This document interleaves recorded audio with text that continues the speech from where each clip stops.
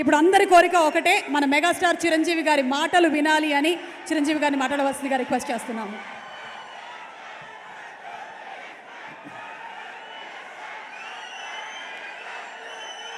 అందరికీ నమస్కారం. చాలా ఉత్సాహభరితంగా కేరింతలతోటి ఇక్కడ విచ్చేసినటువంటి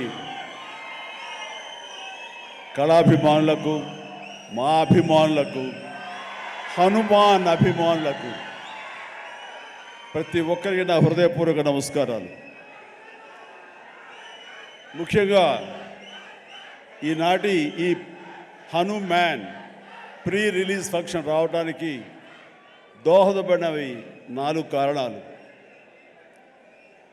ఒకటి, ప్రత్యేకించి చెప్పనక్కర్లేదు, నా ఆరాధ్య దైవం. నేను చిన్నప్పటి నుంచి అన్నీ తానే అమ్మా నాన్నల తర్వాత అని అనుక్షణం నేను ప్రార్థించే ఆ హనుమాన్ని సెంట్రిక్గా తీసుకుని ఆయన గురించి తెలిపే ఒక సినిమా ఈ హనుమాన్. అదొక కారణమైతే, డైపర్లో వేసుకునే స్థాయి నుంచి ఈరోజు డయాసులు ఎక్కే స్టేజ్కి వచ్చాడు నా ముందంటే, అలా అంచెలంచెలుగా ఎదుగుతున్న తేజ సజ్జ ఒక కారణం. ఈ మధ్య ఈ ట్రైలరు, ఈ టీజరు, ఈ హనుమాన్ చూసినప్పుడు అందులో నాకు చాలా ఫినెస్, ఆ ఫైనాలిటీస్, ఆ విఎఫ్ఎక్స్ కానివ్వండి, కథ కానివ్వండి, ఆ సౌండింగ్ కానివ్వండి చాలా బాగుండి ఫస్ట్ టైం ఎవరి డైరెక్టర్ అని అడిగి తెలుసుకున్నాను. ఆ 3వ కారణం ఎవరంటే సురేష్ వర్మ. అండ్ అలాగే ఇవన్నీ తెలుసుకున్న తర్వాత నాకు అనిపించింది ఖచ్చితంగా ఈ సినిమా చాలా ఫైనెస్ట్ ఫిల్మ్ అవుతుంది అని తెలిసింది. ఆ తర్వాత కొద్ది రోజుల క్రితం వీళ్ళిద్దరూ నా దగ్గరకు వచ్చి ఈ సినిమాకి మీరు ముఖ్య అతిథిగా రావాలి అంటే అసలు ఏమాత్రం సమయం తీసుకోలేదు. ఖచ్చితంగా వస్తాను, మీతో ఉంటాను, అన్ని రకాలుగా నా ప్రోత్సాహం మీకు ఉంటుందని చెప్పేసి చెప్పడం జరిగింది. అండ్ నేను ఎప్పుడూ నా ఆరాధ్య దైవమైనటువంటి హనుమంతుడి గురించి ఎప్పుడు నేను చెప్పుకునే సందర్భాలు నాకు తారసపడలేదు, ఎక్కడ చెప్పుకోలేదు. కానీ ఒక్కొక్కసారి మనలో ఉన్న భక్తి చెప్పుకోవాలా అని నాకు అనిపిస్తుంటుంది, కానీ ఒక్కొక్కసారి చెప్పుకోవాలి అని కూడా నాకు తోస్తుంటుంది. ఎందుకంటే ఏ ఆంజనేయ స్వామిని నేను తలుచుకుంటూ చిన్నతనం నుంచి ఒక నిబద్ధతతో, ఒక క్రమశిక్షణతో, ఒక లక్ష్యంతో, ఒక ధ్యేయంతో ఈ రోజున ఈ స్థాయికి వచ్చానో, ఎవరి అండదండలు, ఎవరి ఆశీస్సులు నాకున్నాయని బలీగా నమ్ముతానో, ఆ స్వామి మీద ఒక కథ వస్తుంది అంటే అలాంటి స్టేజ్ మీద ఆయనతో నాకున్న అనుబంధాన్ని చెప్పుకోవాల్సినటువంటి సిచ్యువేషన్ ఉంది. చెప్పుకోవాలి, చెప్పడం ధర్మం. ఎందుకంటే ఇక్కడ ఉన్నటువంటి ఎంతోమంది యూత్ ఉన్నారు, టీవీల్లో వీక్షిస్తున్న వాళ్ళు మరి ఎంతో లక్షల్లో ఉన్నారు. వీళ్ళందరికీ ఒక ఇన్స్పిరేషన్, ఒక మోటివేషన్ ఉంటుంది. కాబట్టి ఇక్కడ చెప్పడం అన్నది అది ఒక హిందుత్వం గురించో లేకపోతే మరొక మతం గురించో అని చూసుకోకుండా ఒక ఇన్స్పైరింగ్ పర్సనాలిటీ మనల్ని ఎంత పైకి రావడానికి, మనల్ని అత్యంత స్థానం నిలబెట్టడానికి ఎలా దోహదపడతాడు, పూర్తిగా ఆయనకి మనం సరెండర్ అయిపోతే అన్నదానికి ఒక ఎగ్జాంపుల్గా ఈ హనుమంతుడు నేను తీసుకున్నాను. చిన్నప్పటి నుంచి ఆయనే నమ్ముకున్నాను. కాబట్టి అది మీరు కూడా ఎవరైనా సరే అలా నమ్ముకుంటే కనుక అలా స్థాయికి, ఉన్నత స్థాయికి వస్తారు. మీకు అది ఇన్స్పిరేషన్గా ఉంటుందన్న ధ్యేయంతో ఈ రోజు చెప్పాలనుకుంటున్నాను. ఇది చాలా మనసు అంతరాంతరాల్లో నుంచి నేను వెలిబుచ్చుతున్నటువంటి ఇది. మా ఇంట్లో ఎవరూ దైవభక్తులు లేరు. నాన్నగారు కమ్యూనిస్ట్, ఆయన ఫోటోకి దండం పెట్టడం చాలా రేరు. ఎప్పుడైనా అమ్మ కోరిక మేరకు తిరుపతి వెళ్ళి ఆ స్వామి దర్శనం చేసుకుని వచ్చేసేవాళ్ళం తప్ప, శనివారం అమ్మ వెంకటేశ్వర స్వామికి దండం పెట్టేది తప్ప, అంతమించి ఎవరు ఫోటోలకు దండం పెట్ట కానీ, స్వాముల్ని కొలవడం కానీ, దేవుణ్ణి ప్రార్థించడం కానీ ఏమీ లేదు. అలాంటిది ఈ చిన్నతనం అంటే 7th క్లాస్ నేను చదువుతుండగా అది పొన్నూరు, అక్కడ ఒక ఆంజనేయ స్వామి గుడి ఉండేది. ఆ ఆంజనేయ స్వామి గుడిలో నేను రోజు వెళ్ళి ఆంజనేయ స్వామి దండం పెట్టుకుని వస్తుంటాను స్కూల్ నుంచి వస్తూ.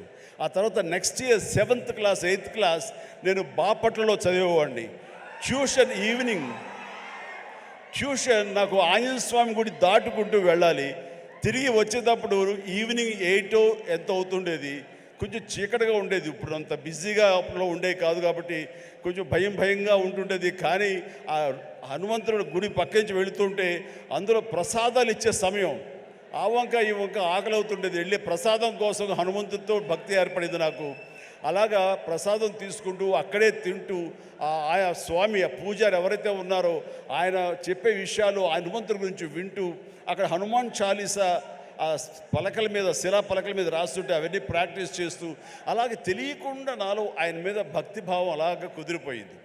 కుదిరిన తర్వాత అక్కడి నుంచి నేను మొగల్తూరు వెళ్ళి 7th 8th 9th క్లాస్ చదువుతాను.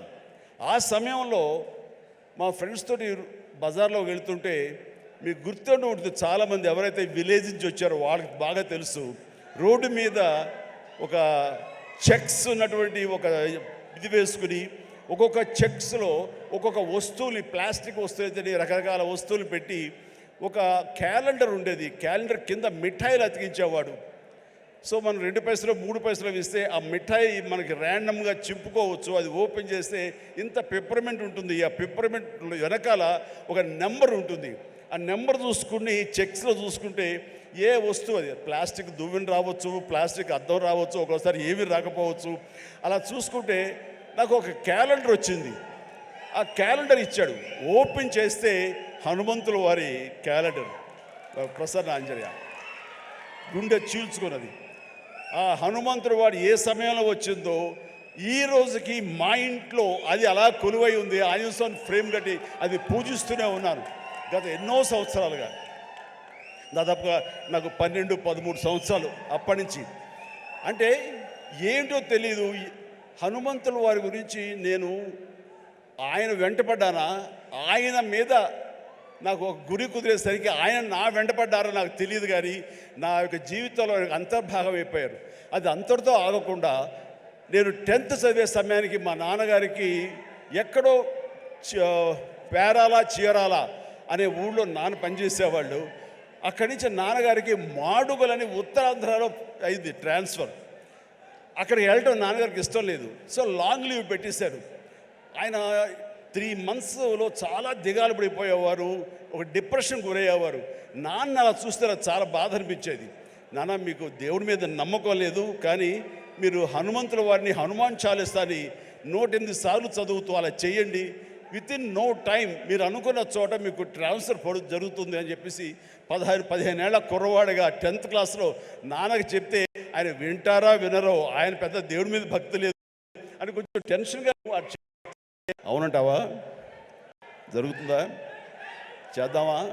చేయనా అంటే అప్పటికప్పుడు హనుమాన్ చాలీసా నేనే ఒక చిన్న కాగితం రాసేసి నాన్నకి వచ్చాను. నాన్న 2-3 సార్లు చదివారు. ఆ తర్వాత 108 సార్లు ఆయనకి చిట్టి గారెలు ఆయన మెళ్ళో వేసి 108 గారెల్ని, ఆ తర్వాత మార్నింగ్ నుంచి ఈవినింగ్ మధ్యాహ్నం వరకు అయిపోయింది. అలా చదివేవాళ్ళు. నమ్మండి నమ్మపోండి, నెల రోజుల లోపల ఆయనకి మళ్ళీ ఏ ఊరైతే కోరుతారో ఆ ఊరికి ట్రాన్స్ఫర్ అయిపోయేసరికి నాన్నకి విపరీతమైన నమ్మకం ఏర్పడిపోయింది. చెప్తుంటారు, నాకు గురువు ఎవరో కాదు, హనుమంతుడి పరిచయం చేసిన గురువు మా పెద్ద అబ్బాయి మా శంకర్ బాబు అని. నాకు చాలా ఆనందం వేసింది. నాన్న లాంటి ఒక కమ్యూనిస్టు భావాలు ఉన్నటువంటి ఒక నాస్తికుడిని నేను ఈ రకంగా దైవభక్తుడిగా మార్చానని చెప్పేసి అక్కడి నుంచి మా ఇంట్లో మా యొక్క కులదైవం ఆంజనేయ స్వామి అయిపోయారు. ఇది ఇలా ఉండంగా పేరాల అనే ఊరప్పుడు నేను డిగ్రీ అయిపోయింది. నెక్స్ట్ ఏం చేయాలి అనే ప్రయత్నంలో చెన్నై వెళ్ళి ఫిల్మ్ ఇన్స్టిట్యూట్లో జాయిన్ అవుదాం అనుకుంటుండగా మా పెరట్లో తిరుగుతుండగా నాకు ఎర్లీ మార్నింగ్ ఏదో కాయిన్ ఒకటి కింద పడి ఉంది. ఏంటనే కాయిన్ అని చెప్పేసి కాలుతోటి ఇలాగ అన్నాను. అది సేవండి హనుమాన్ ఇది ఉండేది బిళ్ళ. వెంటనే కళ్ళకు అద్దుకుని పొరపాడైపోయింది చెప్పి చూస్తే హనుమంతుడి బొమ్మ ఉంది. అది తీసుకెళ్ళి నాన్నగారికి ఇచ్చాను. నాన్న ఇట్లాగని అంటే నువ్వు ఏది చెయ్యాలని అనుకున్నావు కదరా, కాబట్టి అది నీకు ఒక దారి చూపించేలాగా హనుమంతుడు ఈ రకంగా కనిపించాడేమో అని పూజలో పెట్టారు. అక్కడి నుంచి నా ప్రయత్నాలు నేను చేయటం, అలాగే మెడ్రాస్ ఫిల్మ్ ఇన్స్టిట్యూట్లో నా ప్రయత్నాలు చేయటం, అక్కడికి వెళ్తే నాకు అవకాశం రావటం. నేను వెళ్లే ముందు నాన్నగారు దీన్ని ఒక దండగా, ఒక లాకెట్ నా ఆర్టిన్ షేప్లో ఒక లాకెట్లో పెట్టి నా మెడలో వేశారు. అది నేను చాలా ఒక ఆశిస్తులాగా ఒక మనోధైర్యం, అంటే జేబులో బొమ్మ ఉంటే ఎంత ధైర్యంగా ఉంటుంది ఆ రకంగా ఫీల్ అయ్యి వెళ్ళేవాడిని. అప్పటి నుంచి అవకాశాల మీద అవకాశం ఎలా వచ్చినాయో 1977 నుంచి 78 అండ్ 79 ఆ ప్రాంతంలో, సారీ 78 79 అక్కడి నుంచి అవకాశాలు ఎక్కడ కూడా ఆగకుండా రావడం జరిగింది. అంత ఆ స్వామి మహిమ అనుకునేవాడిని. ఆయన నిరంతరం పూజించుకునేవాడిని. ఆయన్ని పూజించుకునే ప్రతిసారి నన్ను ఉన్నతమైన స్థితికి తీసుకెళ్ళి స్వామి నేను కూడా అంత క్రమశిక్షణతో ఉంటాను, ఎక్కడ వక్రదారులు కానీ వంకరదారులు కానీ నేను వెళ్ళను, అంత ఒక స్థితపేదతో ఉంటాను, ఖచ్చితంగా డిసిప్లిన్గా ఉంటాను, క్రమశిక్షణతో ఉంటాను, ఎప్పుడు ఆయనతో ఇంటరాక్ట్ అవుతూనే ఉంటాను, ఆయనతో సంభాషిస్తూనే ఉంటాను. అలాంటి నేను అది పెట్టుకున్నప్పుడు చాలా సినిమాలు చేశాను. నాకు తెలిసి 1980లో ఒక సినిమా తాతయ్య ప్రేమలేలు, దానికి డబ్బింగ్ చెప్తుండగా ఒక ఏవిఎం జీలో కూర్చున్నాను. ఆ తర్వాత డబ్బింగ్ చెప్పారు. ఇంటికి వెళ్ళేసరికి లోపల బిళ్ళ కనపడలేదు, ఆ పై చుట్టూ ఫ్రేమ్ మాత్రమే ఉంది. ఎంత డిప్రెస్ అయిపోయానంటే, ఏంటి నేను ఏం తప్పు చేశాను, ఎందుకు స్వామి నా నుంచి దూరం అయిపోయాడు, ఇది నాకు ఏమైనా మంచిది కాదా, అపశకునం అంటూ అసలు భోంచేయలేదు, ఏమీ చేయలేదు, తల్లడిల్లిపోయా. ఆ తర్వాత 2 days తర్వాత మళ్ళీ అదే థియేటర్కి డబ్బింగ్ చెప్పడానికి వెళ్ళినప్పుడు ఎక్కడితే కూర్చొని అక్కడే కూర్చున్నాను. అలాగే కూర్చుంటూ స్వామి దొరికితే బాగున్నట్టు కరెక్ట్గా రండి ఆ తివాచి ఉంది కింద, అక్కడ ఇరుక్కుపోయి మళ్ళీ స్వామి కనిపించేసరికి ఎంత ఎనలేని ఆనందం, ఎంత ఇదంటే నాకు ఇండస్ట్రీలో తిరుగులేదు, స్వామి నన్ను పరీక్ష పెడుతున్నాడు అంతేగాని ఇంకోటి కాదు అంటూ, స్వామి నేను ఎప్పుడు వదలను అంటూ ఆయన్ని పెట్టాను. మా నాన్నగారికి చెబితే ఆయన అరే చుట్టూ కొంచెం క్లాంప్స్ లాంటివి పెడదాము, సోదరు అసలు కదలదు, ఆ స్వామిని కాంక్రీట్ చేసుకుని నీలో ఉంచేసుకుంటూ అవుతుందని చెప్పేసి నాన్న దాన్ని మళ్ళీ రీడిజైన్ చేసి వేశారు. మీరు అప్పటి నుంచి సినిమాలు చూస్తే నా ఓల్డ్ సినిమాలు ఆ లాకెట్ ఎప్పుడు నా మెడలో ఉంటుంది. నేను ఒక భేద క్యారెక్టర్ వేసినా సరే అది మెడలో ఉండకూడదంటే తీసి నడుము దగ్గర ఎక్కడో పెట్టినవాడు తప్ప ఆయన నాకు దూరం అయిపోకూడదు, బిగించి హోల్డ్ చేసి ఆ హనుమాన్ నేను ఇక్కడ పెట్టినవాడిని. ఆ తర్వాత 2000 ఇయర్లో నేను అన్నయ్య సినిమా చేస్తుండగా, అన్నయ్య సినిమాలో 2 క్యారెక్టర్లు, ఆట కావాలా పాట కావాలా, అది సిమ్రంతో చేసే ముందు ఒక చెట్టు మీద పట్టుకుని వేలాడుతుంటాను. నా ఆత్మారాముడు నన్ను లాగి నెట్టి ఆ అమ్మాయి వైపు నెడతాడు. నెట్టేప్పుడు ఇది హ్యాంగ్ అవుతుంది సార్, అడ్డుగా ఉందని కెమెరామెన్, బహుశా ఎవరు మన కెమెరామెన్ చోటకే నాయుడు ఆ మాట అనకపోయి ఉంటే ఇప్పుడే నా దగ్గర ఉండేది అనేసి అలాగా అని చెప్పి తీసేశారు. ఇది రాని ఎవరో పక్కన ఉంటే పక్క వాళ్ళకి ఇచ్చేసాను. ఆ తర్వాత మర్చిపోయాను, కనపడలేదు.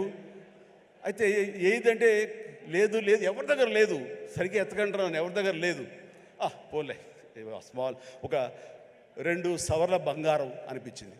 ఏంటి తేడా, 80లోనేమో తల్లడిల్లిపోయాను, స్వామి నుంచి దూరం అయిపోయారని.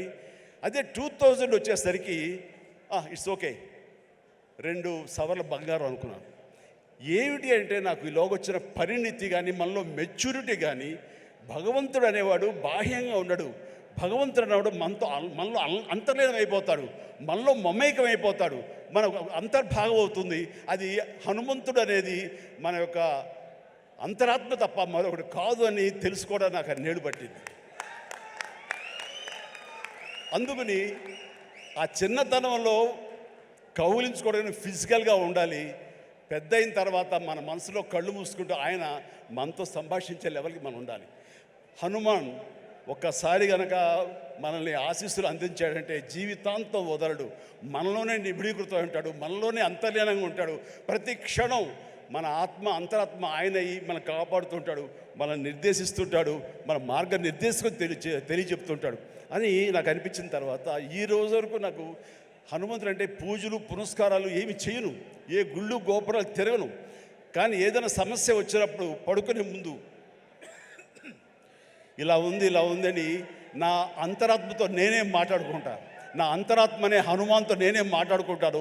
తెల్లవారు లేచేసరికి నాకు దానికి సమస్యకి పరిష్కారం లభిస్తుంటుంది. అట్లా నా జీవితం ఇంతవరకు సక్సెస్ఫుల్గా వెళ్ళటానికి బహుశా ఆ హనుమాన్, ఆ తెలియని అద్వితీయమైన అతీంద్రమైన శక్తి నన్ను కాపాడుతుంది, నడిపిస్తుంది నాకు అనిపిస్తుంటుంది. అట్లాగా ఈ రోజున ప్రతిదీ ఆ హనుమాన్ అనేదే నాలో అంతర్లీనంగా ఉంది, కానీ ఎక్కడ ఎప్పుడు చెప్పుకునే అవకాశం కలగలేదు. ఈ రోజున చెప్పుకునే అవకాశం నాకు ఈ హనుమాన్ సినిమా ఈ స్టేజ్ మీద కలిగింది. మీతో ఈ రోజున పంచుకుంటున్నాను. చాలా చాలా ఆనందంగా ఉన్నాను. అండ్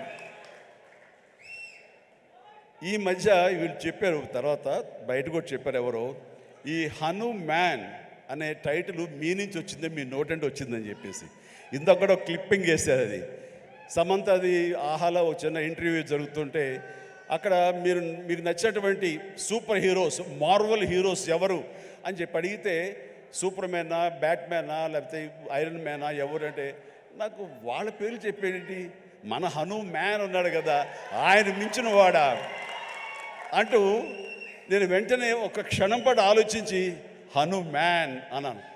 అంది హనుమాన్, మా హనుమానే నాకు హనుమాన్ అని అనేసరికి చాలా చాలా మంచి అప్రిసియేషన్ వచ్చింది. చాలా బాగుంది అనిపించింది. నా మనసులో మాట అది. ఆ మనసులో నుంచి వచ్చేటువంటి ఆ మాటకి అంత వెయిటేజ్ ఉంది కాబట్టి ఇలాంటి ప్రశాంత్ వర్మ లాంటి వాళ్ళు యంగ్స్టర్స్ని అది ఆకట్టుకుంది. ఇదే మన సినిమా టైటిల్ ఎందుకు అవ్వకూడదని వాళ్ళు నిర్ణయించుకోవడం ఇది నాకు మరింత ఆనందంగా ఉంది. ఆ రకంగా స్వామి మీతో ఉన్నాడు, ఆయన ఈ టైటిల్ పెట్టాడు, ఆయనే మనకు అందరికీ స్ఫురించేలా చేశాడు. కాబట్టి ఖచ్చితంగా ఈ సినిమా ప్రేక్షకుల ఆదరణ పొందుతుంది అనటంలో ఎలాంటి సందేహం అక్కర్లేదు. ఇది ఎంత కష్టపడ్డారనడానికి, దీనికి ద బెస్ట్ ఫిల్మ్గా రాబట్టడం కోసంగా ఫస్ట్ గ్లిమ్స్ నుంచి కూడాను వావ్ ఏంటి సినిమాని, దాని సినిమా వైపు అందరూ ఆకర్షితులు అయ్యేలాగా చేయగలిగాడంటే కనుక ఆ పరిధానంలో ఆ అత్యంతం ప్రశాంత్ వర్మ తీసుకున్న శ్రద్ధాశక్తులే. కాబట్టి ప్రశాంత్ వర్మ మీ యొక్క కష్టం, మీ యొక్క ఇది ఆలోచనలు, అలాగే మన హీరో తేజ యొక్క కష్టం, అతని శ్రద్ధాశక్తులు ఇది వృధా కావు. ఎందుకంటే ఈ సీజన్ అనేది అంత మంచి సీజన్. ఎన్ని సినిమాలు వచ్చినా సరే ఎన్ని సినిమాలు వచ్చినా సరే ఖచ్చితంగా ప్రేక్షకులు బాగుంది, మన కంటెంట్లో మన సత్తా ఉంది, మనకు ఆ దైవ ఆశీస్సులు ఉన్నాయంటే కనుక ఖచ్చితంగా ఆదరిస్తారు, హక్కును చేర్చుకుంటారు, పెద్ద విజయాన్ని మీకు అందేలా చేస్తారు. కాబట్టి ఎలాంటి డౌట్ అక్కర్లేదు. అయితే ఇది పరీక్షాకాలం అనుకోవచ్చు, కొన్ని థియేటర్లు అనుకునే విధంగా మనకి లభించకపోవచ్చు. It's okay. ఈరోజు కాదు రేపు చూస్తారు, రేపు కాకపోతే సెకండ్ షో చూస్తారు, సెకండ్ షో కాకపోతే థర్డ్ షో చూస్తారు. బట్ కంటెంట్ బాగుంటే ఎన్నో రోజులు చూసినా, ఎన్నో షో చూసినా సరే దీనికి మార్కులు పడతాయి. ఈ రోజున ఇందాక చిన్నవాడు సరే చాలా పెద్ద మనసుతో అన్నాడు, అన్ని సినిమాలు వెంకటేష్ సినిమా, నాగార్జున సినిమా, అలాగే మన మహేష్ బాబు సినిమాలు, అన్ని సినిమాలు ఆడుతాయి. ఈ సినిమాలు అన్నీ ఆడాలి, పరిశ్రమ పచ్చగా ఉండాలి. వాటితో పాటు మా ఈ సినిమా హనుమాన్ కూడా ఆడాలని నేను ఎంతో మనస్ఫూర్తిగా నేను కోరుకుంటాను, జరుగుతుంది. అండ్ ఇదే ఒకసారి నేను దిల్ రాజుతో అన్నాను, దిల్ రాజు ఏంటి మన 2016-17లో మా 150 సినిమాను బాలకృష్ణ గారి సినిమా ఒకటి రిలీజ్ అయినప్పుడు ఏంటి మళ్ళీ ఈ సినిమా రిలీజ్ చేస్తాం, కొంచెం డిలే చేయొచ్చు కదా అని అంటే, సార్ అలా కాదు సార్, మా కంటెంట్ బాగుంటుంది, శతమానం భవతి అని, మీ పెద్ద సినిమాలు మధ్యలో ఈ సినిమా ఆడకుండా పోదు సార్, ఏం పర్వాలేదు అన్నాడు. ఓకే, అంత ధైర్యంగా ఉంటే వెల్ అండ్ గుడ్ అన్నాను. ఆ సినిమా కూడా బాగా ఆడింది. కాబట్టి అదే దిల్ రాజు గారు అందరికీ మనకు చెప్పినట్టుగానే ఈ రోజున ఈ సినిమా కూడా బాగా ఆడుతుంది. సో ఎందుకంటే దిల్ రాజు గారు లాంటి ఎంతో సీనియరు, ఆయన ఎంతో ఎక్స్పీరియన్స్ ఉన్న మనిషి, ఏ సినిమా ఏ సీజన్లో ఎలాగ ఆడుతుంది, ఒక్కో సినిమాకి ఎంత పటిష్టత ఉంటుంది, ఏ సినిమాకి ఎంత లాంజివిటీ ఉంటుంది, ఏ సినిమా ఎలాగ ఆదరిస్తారు, ఏ సీజన్ అనేది బాగా తెలుసు. కాబట్టి ఈ సినిమా వస్తే కూడా ఈ సినిమాకు కూడా అంతటికి అంత ఆదరణ ఉంటుంది, అంత విజయం చవి చూస్తాడు మనస్ఫూర్తిగా కోరుకుంటూ, ఈ రోజున ఇతర క్యాస్ట్ గురించి చెప్పాలంటే అమృత అమ్మాయి హీరోయిన్గా ఉందన్నారు. గాడ్ బ్లెస్ యూ అమ్మా, ప్లీజ్ మీరందరూ రావాలి, యంగ్స్టర్స్ రావాలి. అలాగే నా స్నేహితుడు శరత్ కుమార్ కూతురు వరలక్ష్మి, వరలక్ష్మి శరత్ కుమార్,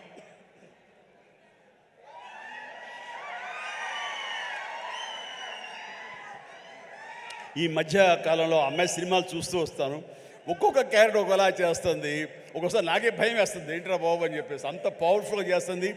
ఈ కేటగిరీలో మనకి ఇంత యంగ్ అమ్మాయిలు అలాంటి పవర్ఫుల్ క్యారెక్టర్ చేసేవాళ్ళు ఎవరు లేరు. ఒక కొత్త జోనర్లో కొత్తది ఉంటుంది.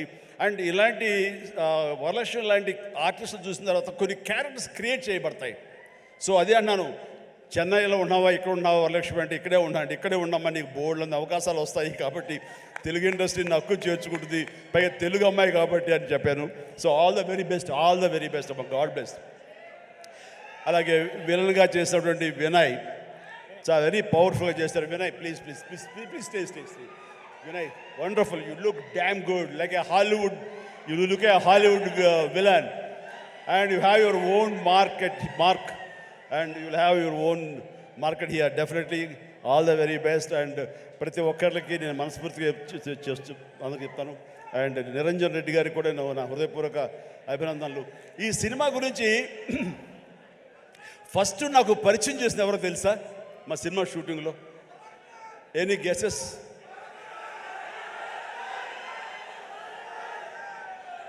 Getup scene.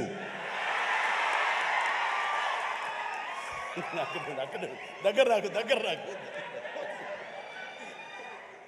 And get up Seenu, sir ఒక సినిమా చేస్తున్నాను సార్ నేను, మీరు హనుమంతుల భక్తులే కాబట్టి మీతో షేర్ చేసుకోవాలని. ఏం సినిమా, ఎవరు? మన తేజ తెలుసు కదండి, తేజ చేస్తున్నాడు, ఇలా ప్రశాంత్ అని డైరెక్టర్, ఏమండి భలే ఉంది అని చెప్పి సినిమా గురించి సినిమా గురించి చెప్తాడేమో అనుకుంటే తన గెటప్ తన క్యారెక్టర్ గురించి చెప్తూ వచ్చాడండి. మొదటి వరకు బాగుంది, తర్వాత నిన్ను ప్రమోట్ చేసుకోవడం నాకు కొంచెం ఇంకా బాగుంది. సో అంటే ఒక సినిమాలో బాగుంది అంటే ఏ క్యారెక్టర్ ఇచ్చినా సరే అది అంతగా అలరిస్తుంది అని ఆ సంతోషం నాతో పంచుకోవడం తెలుస్తుంది. అదో చెప్పునే విధానం బట్టి ఆ సినిమా ఎంతగా అతనికి ఆకట్టుకుంది అనడానికి ఇది చిన్న మచ్చుతునక. అండ్ ప్రతి ఒక్కరికి, అటు కెమెరామెన్ గారికి, ఇతర కాసర్ల గారికి, కేకే గారికి, లిరిసిస్, ఇలా ప్రతి ఒక్కరి మ్యూజిక్ డైరెక్టర్ గారికి, ఇలా ప్రతి ఒక్కరికి మనస్ఫూర్తిగా నా హృదయపూర్వక అభినందనలు తెలియజేస్తూ నేను చెప్తున్నాను, ఒక్కళ్ళలో కూడా ఏమాత్రం డల్ అనేది పెట్టుకోకండి. Cinema super duper hit. That's it. జై హనుమాన్, జై హింద్.